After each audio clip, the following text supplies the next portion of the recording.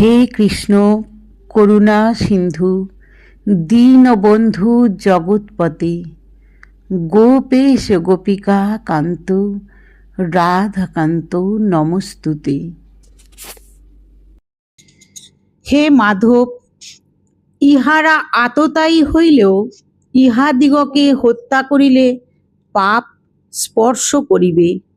অতএব আত্মীয় বধে কিরূপে সুখী হইব। শ্লোক নম্বর ৩৬।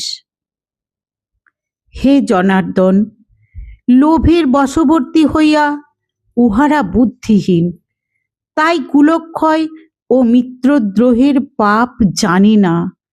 কিন্তু আমরা জানিয়াও এই যুদ্ধে বিরত হইব না কেন? শ্লোক নম্বর ৩৭-৩৮। জয় গীতা, জয় গীতা।